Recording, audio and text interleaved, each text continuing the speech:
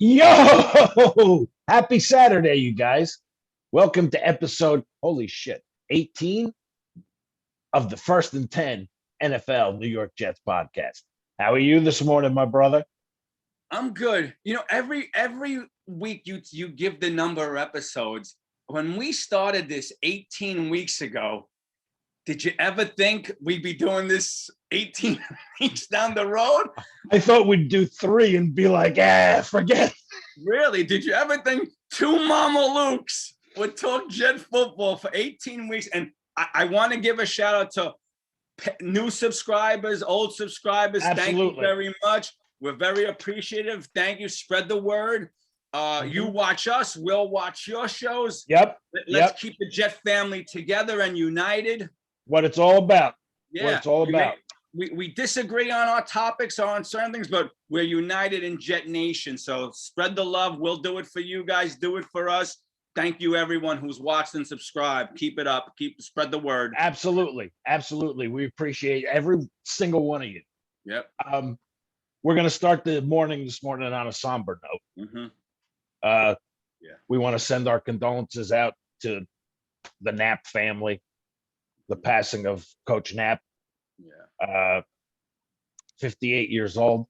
I mean, hell, that's a year older than I am. So, but we just wanted to send our condolences to his family, the New York Jets, and everybody else who knew him. And I also want to give send condolences and thoughts to the guy who hit him too. Yeah. Because it was an accident. It was an accident.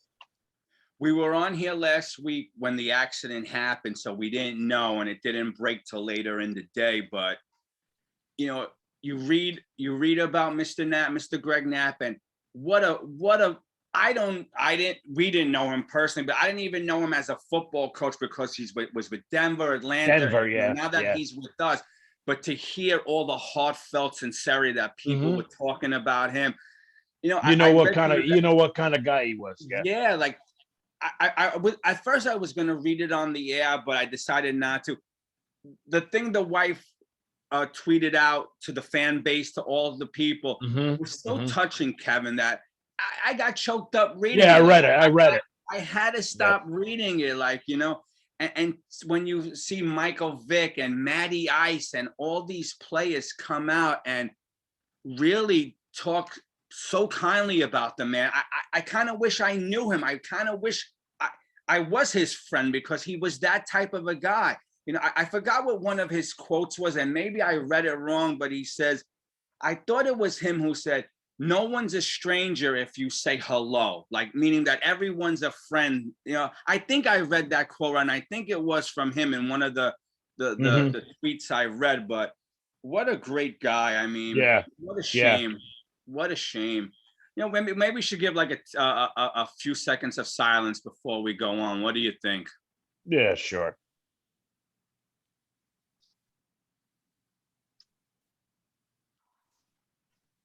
Wow. Yeah. What tough. A loss. I mean, it just goes to show you, live every day like it's your last. So. Yeah, I mean, the man was just exercising on his bike, going out for a bike ride, and wow. Yep. Wow. Yeah. And tough. Yeah, I mean, my thoughts and prayers to the family, to everyone who knows the man, and I'm at a loss with that. When life is taken away like that. Anyway. Yeah. Anyway. What do we got today? Yeah, let's try to. Yeah, we don't want to. Yeah, didn't mean to bring anyone down, but no. Greg Knapp was a good guy, part of the football family, now part of our family, even if though it was a short time. And everyone, keep him in your thoughts and prayers. Whatever type of religion, faith, whoever you believe in, just keep the man in your thoughts and his family. Absolutely. Anyway, so we're joined by some new guests this morning. Mr. Johnny Hector himself. Wow, very nice. I mean, that's not old school, is it? were you getting these? These weren't given out at the games, right? Because I don't even think they did stuff like that back No, then. oh man, but back in the day, I looked all over for these freaking things, collecting them and everything. Wow. So, Mr. Cabet here, Yeah, keeping an eye on our podcast this morning. Yeah. All right. I did see as we get ready to start camp on the 27th. Okay. We got 4 players on the PUP. Yeah. After we were told that everyone would be healthy and ready to go start training camp 48 hours before or 24 hours before the rookies reported, we got a list. So yeah, I wrote it all down too. So let's go over it. Oh, the biggest name is Mr. Quinnen Williams himself. Yeah. The foot. I know. Yep. I know. Kyle Phillips. Yep. Jonathan Marshall. Yep. Ashton Davis. Yeah. So, Ashton Davis, the one that everyone thinks that if we lost Marcus May, he might be able to fill in. Yeah. How about you get on the field? Yeah. But now in saying that, Kevin. In saying that, we also have 3 players on the non-football injury list. Yes, we do. And I understand why Jet fans were saying what they said last week in the comments about Marcus May. They could take it or leave it because now he's on the non-football injury list. Mm-hmm. So is this something that the Jets are doing, or is this something that Marcus May saying, well, you don't want to give me what I want, I'm not going to give you what. So yeah. So let me know when the season starts, and I'll put my helmet on. Yeah, is he going to do like Darrelle Revis and walk in the week before? Now, let's speculate. Let's play conspiracy theorist. Is this the Jets doing this to him because they're going to trade him and they don't want him to get hurt in the next couple of weeks or 2? Or is this the Marcus May camp saying, F you, I was a good soldier for 5 years and you screwed me? Might be a little bit of both, but I'm thinking the first option that you said. Yeah. Now Marcus May is sitting there thinking, well, Jamal Adams ranted and did everything wrong, and now Seattle is probably going to make him the highest paid safety in the league. There you go. Well, good luck, Seattle, because he's better be able to throw a football, because if you're making him the highest paid player, how are you going to sign everybody else in the years to come? That's right. So good luck with that. And what's the life going to be after Russell Wilson? Yeah. Well, Jamal Adams is going to make whatever he's going to make a year. But anyway, also we forgot to mention Fatou Kasu is also on the non-injury football list. And Vinny Curry too. Yes. What gets you on the non-football injury list? Are you not in shape? What gets I was going to ask the same question. Are you an unhappy camper? Yeah. You, are they sitting you for a reason? Yeah. I don't know. Are you sitting yourself for a reason? Yeah. I don't know. I couldn't see now, unless Vinny Curry as a veteran player, they figure let's not attack him in July. Let's, let him relax, watch around, put him on the non-injury football list, give some other kids a chance because we know he's going to be here. But again, the Marcus May one, that one is the one that worries me, because if that is that his camp playing ball, is that the Jet camp playing ball? I don't know. A little bit of both. Yeah. I don't know. Yeah. So who knows? Who knows? So what do you got this morning? Well, with that being said, and rookie training camp open up, and officially Wednesday, everyone will have our first official practice. Everyone reports Tuesday. Last week, I was griping about our top 3 not being signed yet. Well, we got 2 out of 3. To the football gods, we got the Elijah Vera Tucker deal done, 4-year, $15.8 million, fully guaranteed. I'm sorry. Fully guaranteed with an $8.9 million signing bonus. Welcome to the world of football. And my favorite is the next one we signed. I know, but just to think about how mind-blowing it is to be 21, 22, and you sign your name, which you've been doing since you were 4 years old, and you're going to get $8.9 million just for signing your name. Just for signing your name. Yeah. And for the Elijah Vera Tucker, all $15.8 million is guaranteed. So bravo to you for getting that deal done. Bravo to that. Only in America. Yep. And then do I have the lot? Yes, and here we go. Elijah Vera Tucker, the next day, another 4-year deal worth $8.9 million with the sign-in bonus of $3.8 million. Love it. Good. Glad those guys are there. Glad they're going to be there from the start. But we're sitting here now a week later, Kevin, and the golden boy is not signed. Not signed. Zach Wilson. So what's that about? I say it gets done by the end. By camp, it's done. Okay. So by Wednesday morning, we'll wake up and Zach's in camp. And he's signed. Yes. Okay. I hope so, Kevin, because not to make the two level, but with the loss of Greg Knapp, who seemed to be such a great mentor for quarterbacks. Mm-hmm. Again, we go back to he won the Super Bowl with Peyton Manning. Matty Ice loved him, Matt Ryan. It was important that Zach had this coach. And now with that loss, it's even more important Zach is here from day one. Yes. You know? You need every single rep. You know? Every single one. And we need to get Zach in here ASAP. I mean, you want to let the other two guys be playing with the number ones? I don't want to start off that way. I want my chemistry right from day one.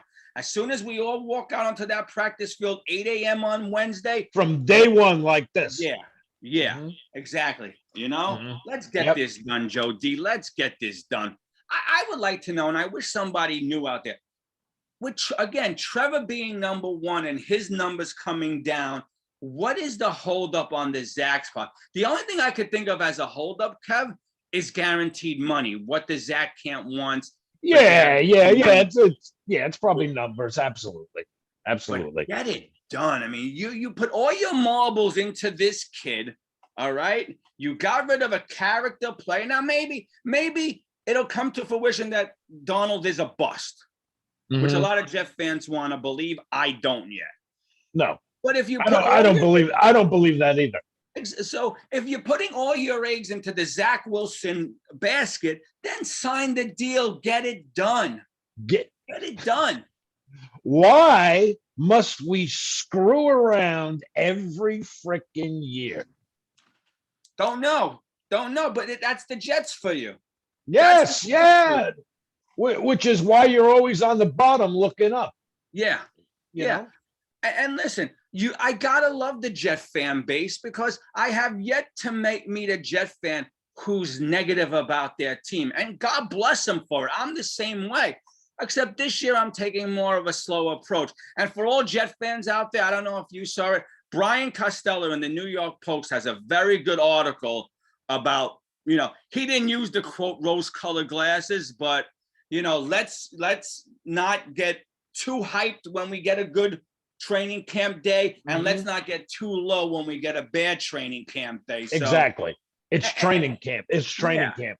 Yeah, and that's all I'm trying to say. Like, I saw an article the other day, Kevin. I didn't even read it because the headline said, Elijah Moore to have a breakout season.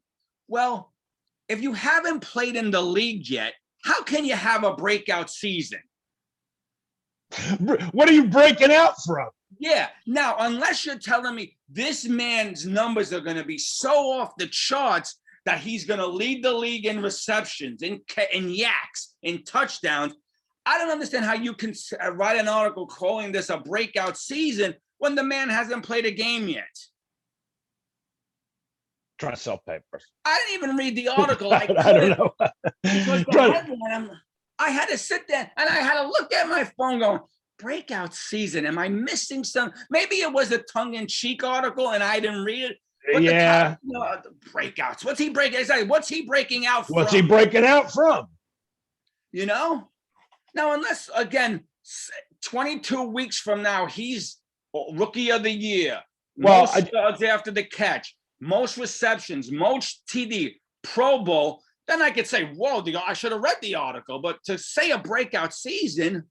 I got a feeling, I mean, I could be wrong. I hope I'm right, but I got a feeling that this guy's going to be special.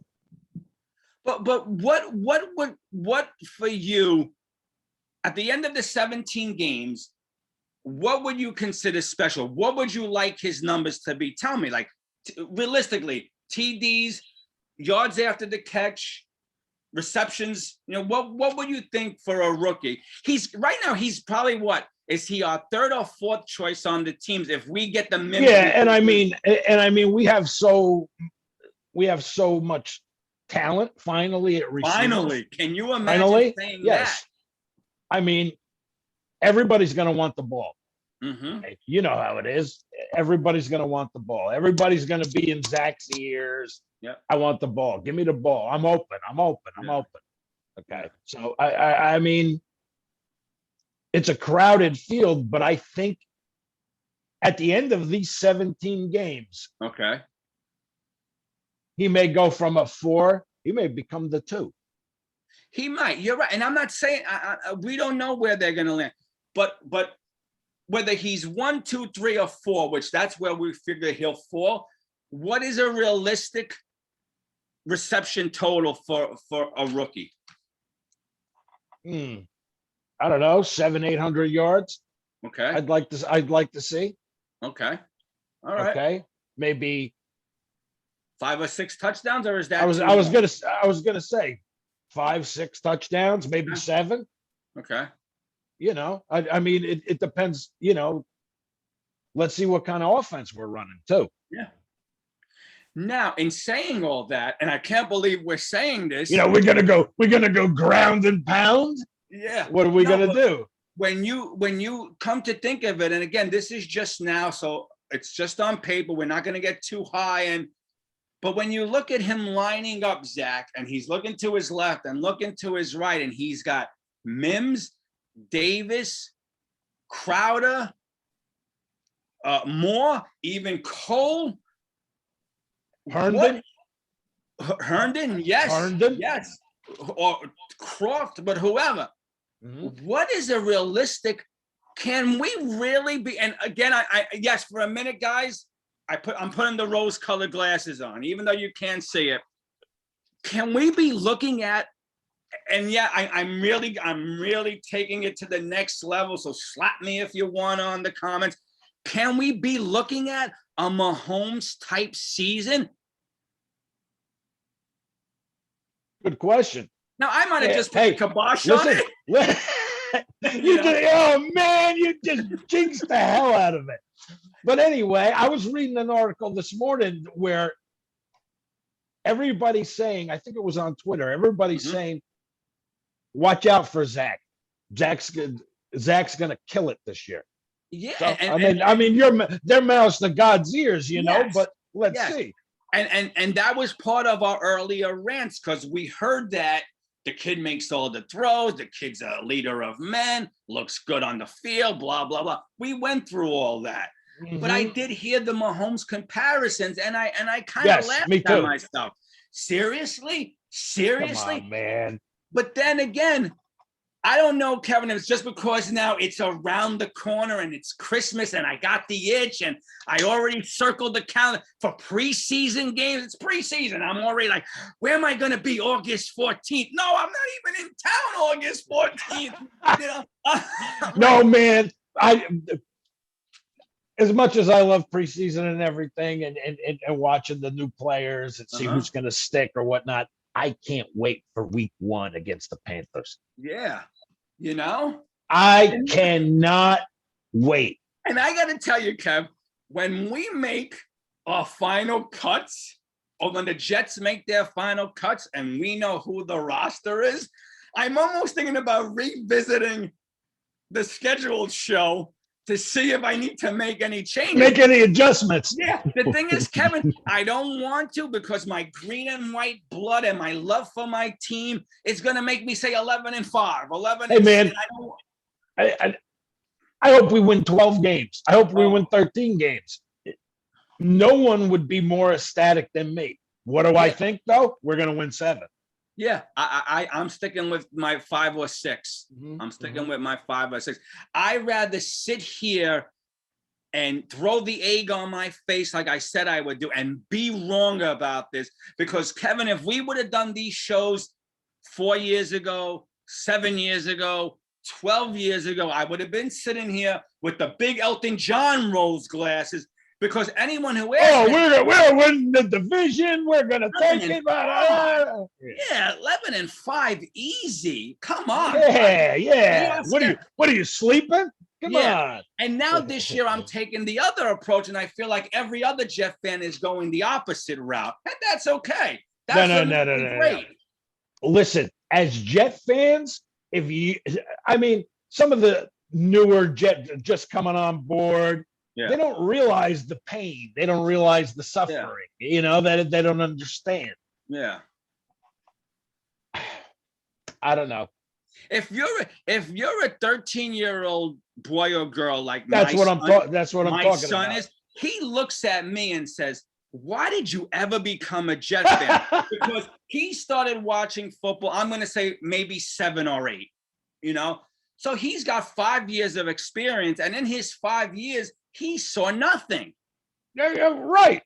And he looks at me and I say, "Son, when this team is right, there is nothing more fun than watching this team play when they're right." And he must look at me like, "You're an idiot, Dad. This team I watched 5 years, they're never right." And in this market, if you can win in this market, agree. New York loves a winner. Oh, they love it. Yeah. Oh, yeah. And they're gonna rip you a new one if you're a loser. Yes. The passion and Kevin, it's probably with all fan bases, so I don't want to act like. But living in the New York, New Jersey area, I see every day just walking the streets, reading the papers, the local sports talk shows, the passion that we have for all 7 or 8 or 9, how many ever teams we have, from the Devils to the Rangers to the Islanders, those fan bases, the Met and Yankee fan base, legendary. Yes. Other than the Yankees and the Giants here and there, the Knicks back in the day. Yeah. The Rangers back in the day. Yeah. New York sports has been tough. It really has. Yeah. We had. It's been a long time since New York sports had something to be happy about. I'm serious. Yeah.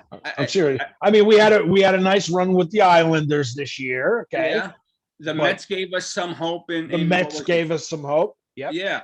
But no, again, haven't won a title in any of these sports in 10 years. Is that correct? 10 years, maybe more. I believe so, I think the last one the Yankees won. The Giants was what? Was it 2007, the Giants? I can't remember off the top of my head. I can't remember either. But when you're just looking from what, yes, you said the run the Islanders went on. The Mets right now, although it's early, what the Knicks and the Nets did, even though both Nets finishing disappointing, but the way the New York, New Jersey area was just alive. And when I say the Knicks, I mean Pat Riley Knicks. I mean Patrick Ewing. I mean Starks. I mean all those. Yeah, that's the Knicks I'm talking about. That was a team that wherever you were home for the start of those games. You made sure you won't. Because you never knew what you were going to get. You never knew. And that was like watching the 86 Mets, the Islanders when they won 4 in a row, those Bill Parcells Giants teams, even though I wasn't a fan. You watch because you never knew how they were going to win. The Bill Parcells Jets. Yeah. That 98 season after Vinny took over, man, every game, every Sunday I turned on the frickin' TV and I knew we had a frickin' chance to win. Yeah. Yeah. Now I can't turn it on TV and know that every week. No, I think the one thing that the final 3 years of the Bowles era and the Gase era did for me is that they knocked my glasses off. They knocked my belief in this team. Yep. They knocked my belief in ownership. Yep. I want to believe, and I do believe, but I'm taking it slow, that, to quote you, flipping the script, I watched these take flight shows that SNY has been airing. They had the first 2 podcasts yesterday, a couple of days ago. The positivity around this team. The one thing I like that Joe Douglas did. Now, again, I'm a little more into it now as far as who these coaches are, where they came from, or I'm trying to be because of the show we're doing. I like the staff around him. Everyone seems knowledgeable. Yes. Everyone seems like, yes. Like when I hear how they, and I'm sure every team does this, is that I never followed this intently. Like to hear how this guy is in control of the Southwest region. This guy is in control of the Midwest region. They have rules they follow. Each game you have to watch this player for 3 games to see if it, wasn't just a one fluke game. It was really a legit player. Everything I saw on these shows was just great to see how this organization looks like they're riding this ship. Finally. Yeah. Finally. Yeah. Now, of course, we weren't privy to any of the Gase era. We never got to see this. The fact that we're seeing this now, I don't know if they're just trying to show this fan base how they're trying to right this ship, to be patient and bear with us, because we never got this in depth in our team. And I think the biggest thing this year so far is the Johnsons are staying the hell out of it. Yeah. Will you let your football guys do their job? Yeah. For once? Now, I mean, that's what chased Parcells and Belichick out of here. No, was the frickin' Johnsons. Well, do we blame Chris? I don't. He wasn't around. I blame Woody. Yes. So I almost feel like I prefer Woody running the team. Now, everyone could say, well, Woody wanted Gase here. I understand that, but he went on a recommendation from Manning, who again is football god. He's the law. Everything. You mean this guy? Yeah. Exactly. So I finally feel like Woody should take a back seat and let Chris do things and just be there to say yes or no, yay or nay. But also, both Woody brothers need to let Saleh and Douglas and LaFleur and everyone down the line. I don't know all the other scouts and all that, but let them do their jobs and let them run the team, and you yay or nay it if you feel, but don't put your 2 cents in. Stay, Anyway. STFU. Yeah. And go count Band-Aids or something and be quiet. Exactly. So what else? What's another big story this week? Well, before you get into your big story, because I know you got one, I just want to touch up on just to throw it out, just to put out there because it is Jet news. I don't know much about him, but we did hire this Jay Whitman. He's the manager of football analytics. Was this always a job in football? Was this like? I think maybe this was created. Well, he was formerly with the Steelers. It says analytics to inform. Same position? Yeah. And the job mostly entails to inform a football strategy and personnel. So I guess his analytics shows what players best fits your system. But and I don't want to get too much into this because I really don't know too much about, but isn't this what people say are killing baseball, is these analytics? Mm-hmm. Can football really be driven by analytics? But anyway, they hired this guy. I don't know. Somebody can respond in the comments what this does or how it helps or if it hurts. But I know nothing about it. This is the first I'm hearing of football analytics. But it was Jet news because it was a slow week, so I put it out there. Let's move on. I have nothing else to say football analytics. If you do, What? Are you kidding me? Football? You mean you got a guy that sits there and studies this shit? Yeah. I mean, YouTube gives it to you for nothing. Your analytics on your video. Yeah, exactly. I mean, I could see the analytics probably in baseball. I can't see it here, but what the hell do I know? I'm a schlump from the city. Yeah. Anyway, what do you got? I'm a schlump from the sticks. So. Yeah, there you go. What do you got for us? I know you're a little hot under the collar. Well, the other day, Roger Goodell came out and announced these new COVID rules for the NFL. Yeah. How unvaccinated players and coaches, for that matter, if it leads to a cancellation of the game between the two teams, the team with the unvaccinated players that caused the cancellation will forfeit their game. Okay, real quick, yay or nay on that? Are you freaking kidding me? Okay. Are you freaking kidding me? So if the Jets play Carolina in week 1 and Carolina has an outbreak, you don't want the Jets to get the win? Well, no, not like that. Okay. Not like that. I want to go out and earn the win. Okay. I understand. Everybody gets a trophy. Yeah. It's the same crap. I understand all that. And this goes back to that podcast we did a while ago where we talked about what right do you have. And also, that just 1 second, neither team will get paid. Yes. I heard that. So, and you already have assistant coaches, number one being on the Vikings. Yep. Now, and the Patriots. There's some discrepancy whether he stepped down or they fired him. I don't know. You got players coming out saying they'll retire. DeAndre Hopkins, I'll retire. I mean, what's your opinion on this? Well, this again, I'm Switzerland on this, and call it a cop out, call me wimp, whatever.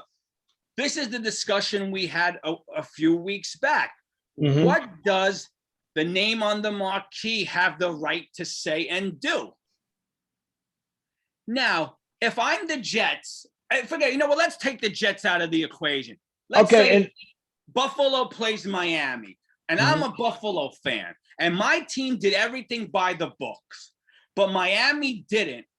You know what? I think they deserve the forfeit. Now, I don't want the win that way, but you know what? If I'm abiding by the rules that the NFL laid down and they're not, why shouldn't I get the win?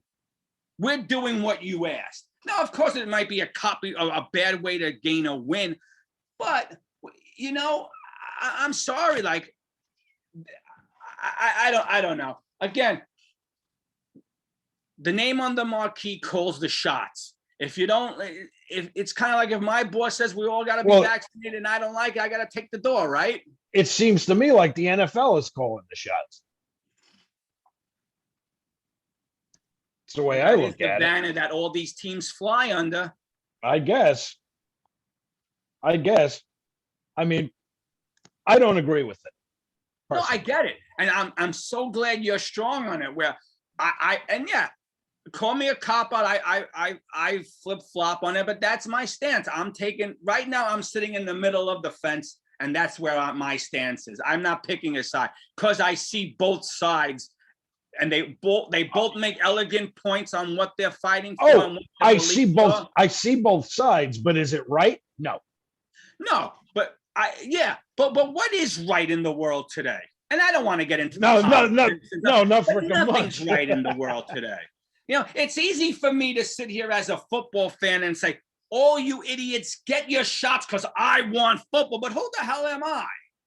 And my what I believe shouldn't matter. But I don't know. The question we always go back to is, what does the big boss and the name of the marquee have the right and doesn't have the right to say or do anymore? I don't think you should force anyone. But I mean, you're not talking about a dress code here. You're not talking about you don't have your shirt tucked in.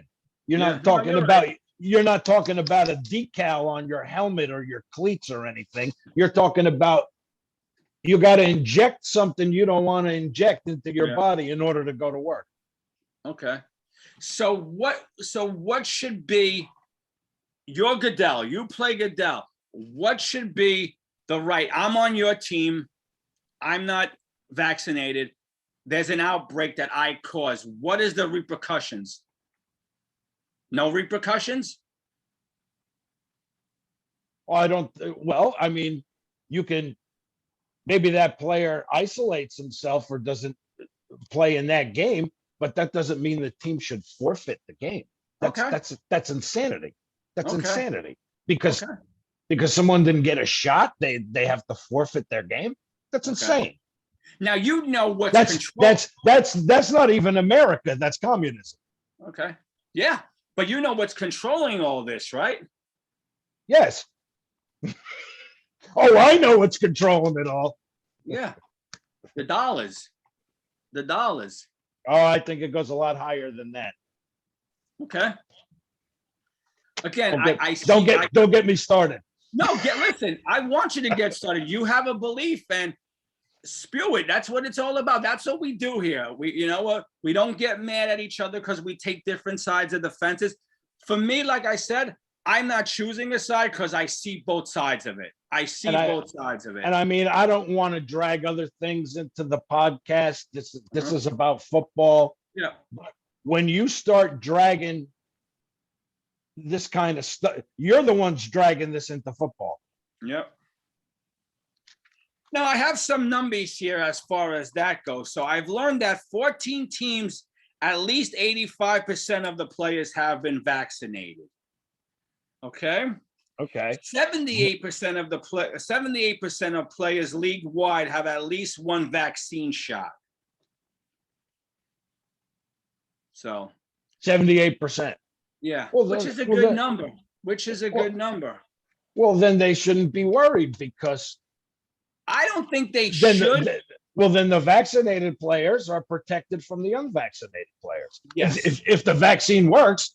Yeah. Now, here's the side I'm taking. The 78% who have at least one vaccine shot, why don't they go for their second? Like if you went 50% of the way, it's kind of like if I'm 30 yards out from the end zone and you throw me a pass, what am I going to go 15 yards and say, all right, and fall down? Like I went that far, why not go the rest? So that part I don't get on those players' parts, you know.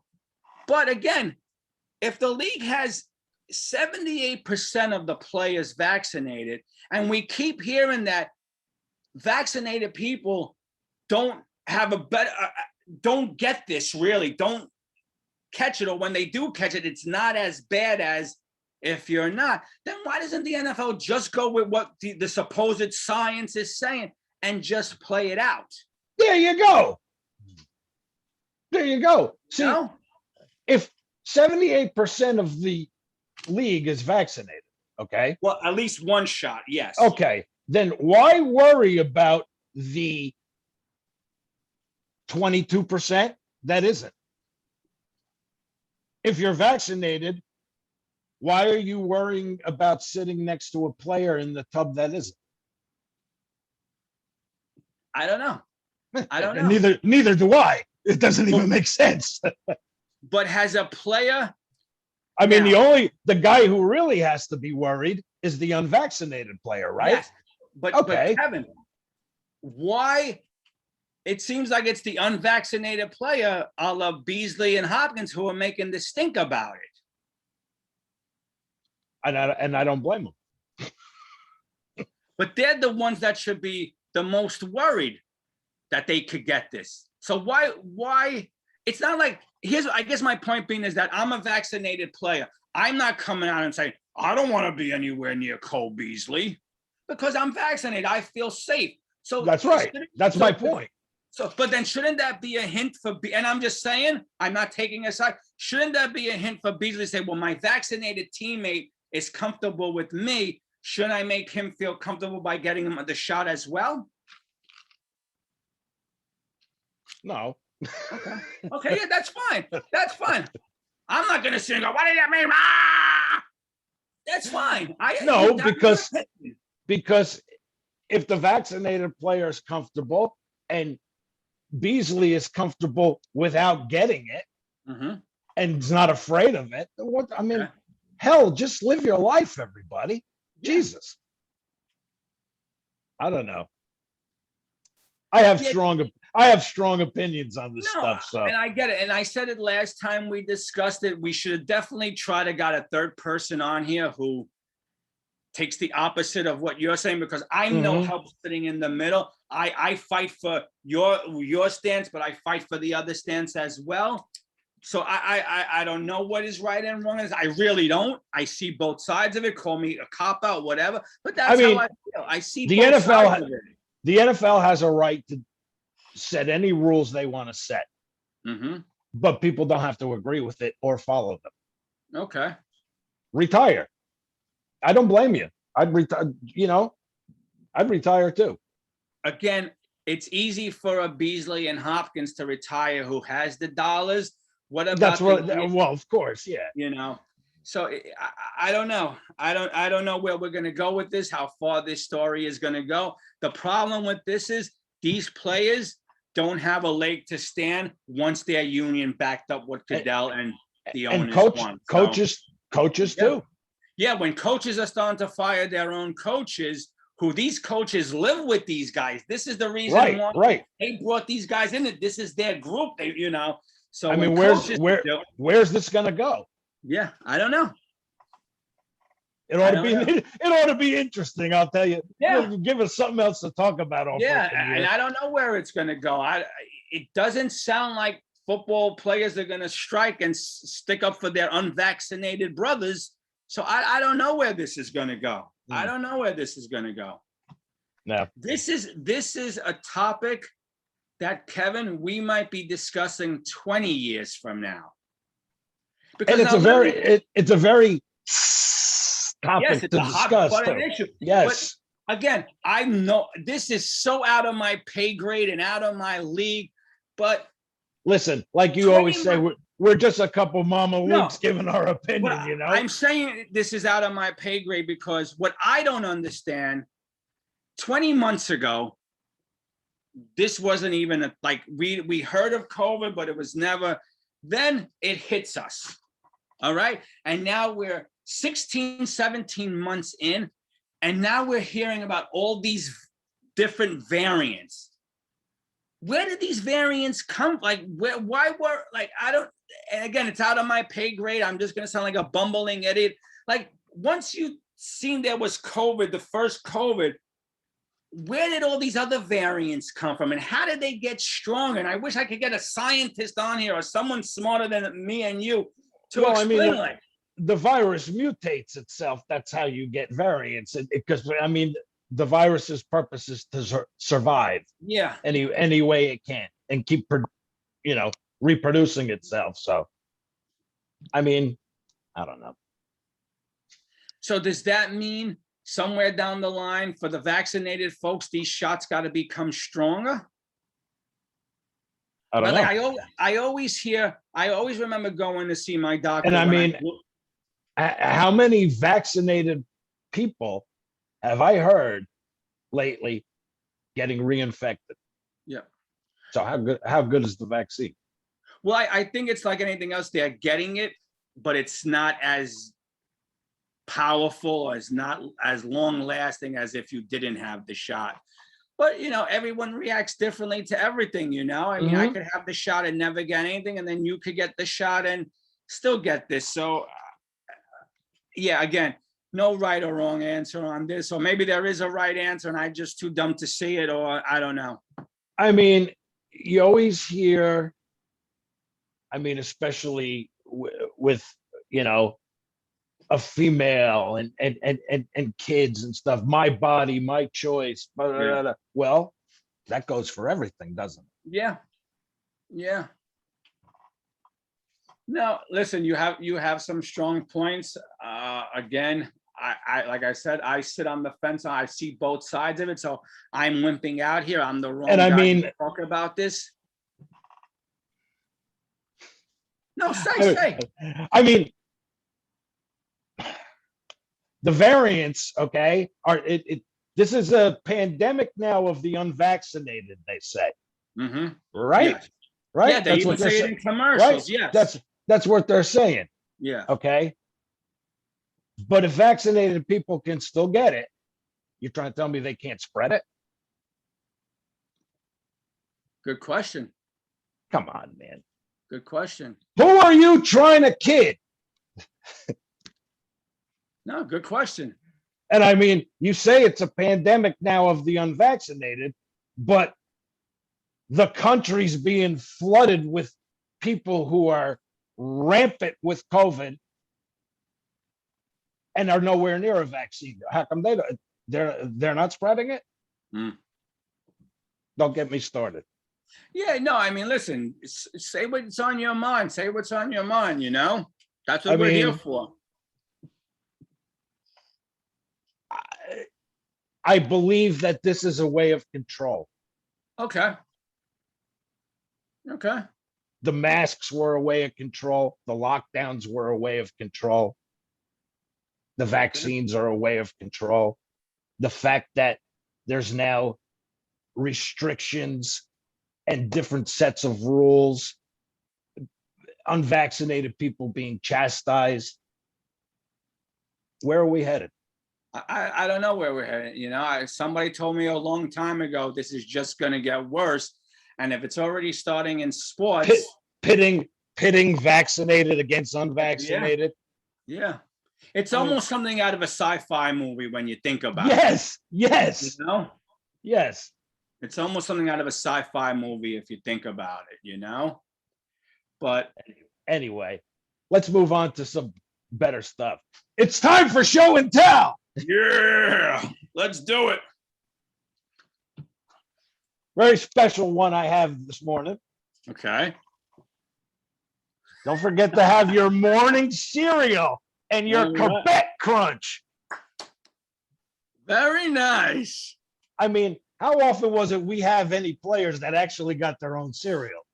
Is he like the second one, maybe the third?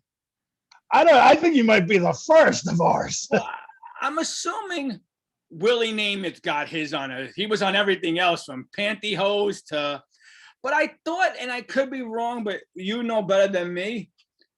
Didn't Curtis Swan appear on a Wheaties box or a Cheerios box? I don't know. That's a good question. Now in Quebec's favor, this is Quebec's cereal. There's no like Quebec. So he is the first, but I thought two other Jets might have been on like on Wheaties box. Yeah, I don't know. But I could be wrong. I don't know. Move on. How's this for some nostalgia? Holy crap. Pat Leahy, I can't see the middle guy. Is that Freeman McNeil? I can't see the glare. Yep. Wow, Bobby Jackson. Yep. Whoa. Klecko. Dave Jennings. Played for the Jets and the Giants. Lance Mel. And Powell. There he is. Lance Mel. Whoa. Very nice. Very, very nice. Wow. What else you got? There was also a thing back from 2004. I think it was, I'm going to say it was Quick Checks that did it. And they put out this book. Okay. That with the stickers? Yes. Yes, I remember that. I threw mine out. I remember that well. Yep. I filled mine, of course. Nice. And had tons extras. more. Wow. Yeah. There's Wayne. I see that. Yeah. Wow. That is awesome. That is awesome that you say. Every time you show me stuff, I kick myself for not saving my stuff. Damn you. Listen, when I think about all the crap I threw out or got rid of or lost. Imagine.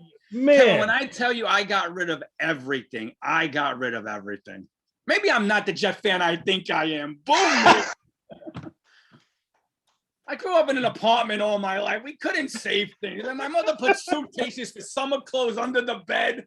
winter clothes in the closet. Then she had the cleaning day where all the summer stuff. Okay, I'll still talk. Go.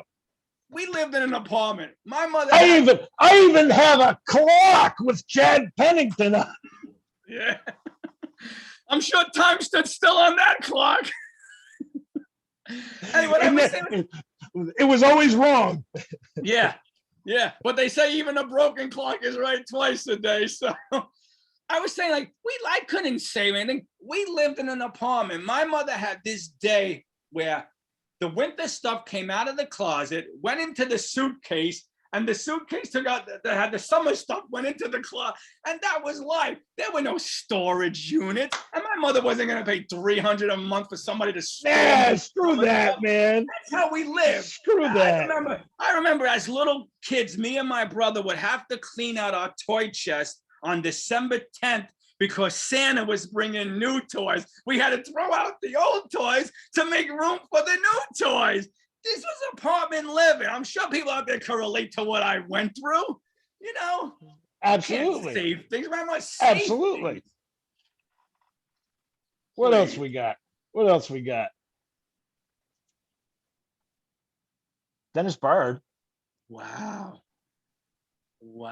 Nice. Al.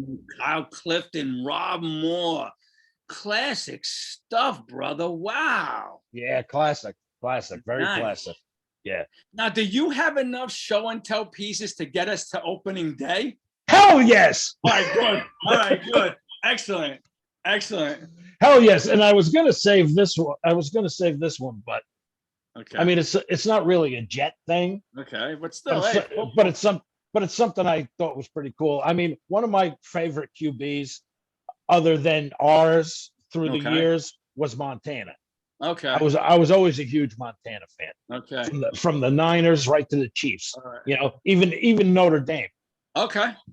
You're gonna laugh at my favorite. Go ahead. So I had this thing. It's called Freeze. It's called Freeze Frame. Okay. It's got Montana at Notre Dame.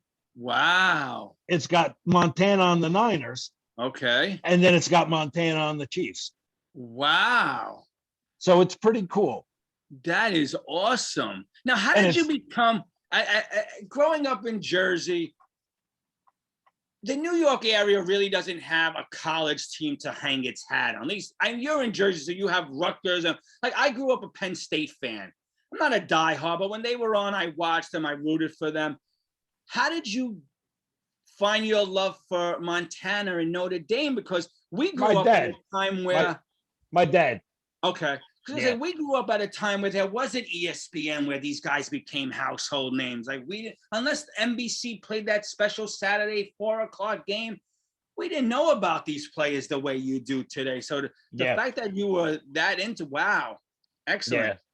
Yeah. My dad was always a huge Notre Dame fan. Okay. So, you know. So is it safe to say that the 49ers would be your second team? Like if you couldn't root for the Jets anymore, or no, that's because of Montana? Maybe back then, but once Montana went to the Chiefs, I became a Chiefs fan. Okay. Yeah. So, and I mean, I'm going to tell you who I rooted for back in the day, other than if I couldn't root for the Jets, they would be my second favorite team. They're not now, and I think it's because I like them as that underdog, was the Saints. I loved watching the Bobby Hebert Saints. Bobby Hebert. Yeah. Wow. And you know, that's another jersey I had somewhere. My wife, because I was a Saint fan, we went down to New Orleans one time. We went to see Pearl Jam. She took me to the Coliseum. We went shopping. I bought a Pat Swilling jersey. I can't think of the other two middle linebackers. I'm drawing blanks. That would be my team. Not now because they're on top and I don't want to root. I used to love rooting for them. You know, nothing special about Bobby Hebert as a quarterback, just a grinder, but that team with that defense. And so I can't think of some of the friggin' names. I know we're going to get off the air and I'm going to remember all their names, but of course, Pat Swilling and oh man. Well, anyway, that would have been my team, the Saints. Now, I don't know if I have a second favorite team. I think now because we get to see all these highlights, I just have certain players. Like, I'm not gonna lie, I'd love to see this Justin Herbert from the Chargers. What's his name? Herbert, his last name? Yeah, Herbert. Yeah. I love for him to do well. Oh, absolutely. That's where our game is heading. That's what it's about, man. I want Burrows on the Bengals to do well. This is where the game is going, you know. We need our new stars. Yes. You know. Gone are the Montanas, the Breezes. Yeah. Brady doesn't have much longer. It's time to get the new. Yes. Although I gotta tell you, I hate Tom Brady. No one hates him more than me. Of course, man. But all right, hate's a strong word, but yeah, I hate him. But the new Brady, like, he's pretty funny. He's pretty likable. He's out of that Patriot wing where now he could speak. It's like he had a couple drinks and he loosened up a little bit. Yes. Like, I don't know, like, the only thing I could think of is, like, you walk into his house, it's like a secret lair, and he's got himself frozen in time. And he put the Patriot Brady away, and he brought out a 10-year younger version of him. You know, he's on social media. Now, the other day he was showing off the rings, although 5 of them he cheated to win. Yeah. But, you know. No, we won't mention the asterisks next to all those Super We got to Bowls. get our Patriot fans back on here. They know who they are. They're out there. I talk to Hell them. yeah. Get back on here. That's right. Kidding, That's guys. right. I love you. I love you guys. And again, come on, man. We love you guys to come on during the season.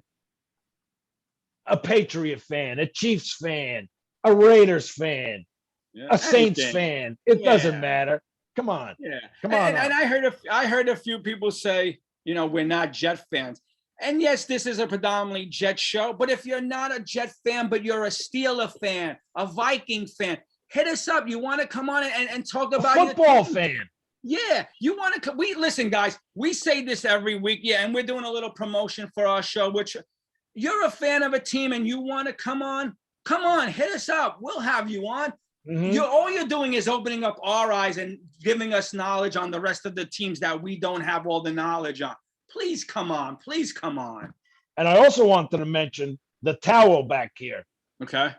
That's a new mainstay. It's staying all year because, you know, that's really what it's all about. Winning, you're in. Yeah. All year. All year, baby. As Al Davis used to say, just win, baby. Yeah. So I'm hitting you with the $1 million question.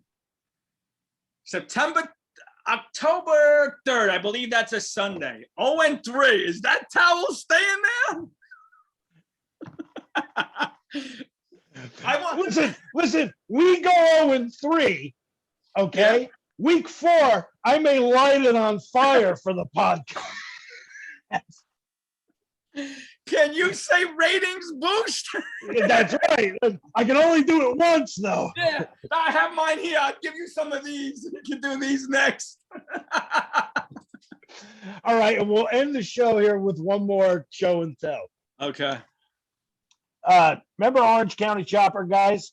Yes. Yeah. Well, this was their custom jet one they did. Wow. Yeah. So I thought that was pretty cool. Wow. Now, Kev, did they do that for a show or just for a toy ride? Did they do that? No, they did it for a show too. Yeah. And was it a player or a fan who asked for them to do it? I don't remember, but I think it was back around Rex. Okay. Time that they made. Wow. Like that was actually. Can you see Bad Boy Rex riding out on that thing? Yes, I can. I can. Anyway, brother, this was great. Even when we bang heads, it's still great. Much respect for you and everyone out there. Right back at you. Back at you guys. I hope you all have a kick-ass weekend. All right. It's going to be a beautiful day here in Jersey and New York. Go out and enjoy. And man, here comes training camp. It's right around the corner. You guys ready? I sure as hell am. Same. All right, brother. You have a great rest of your day. You too. You guys do the same, and we'll see you next week. All right. Shut up. Training camp's on the way. Let's go. I'll see you guys later. All right.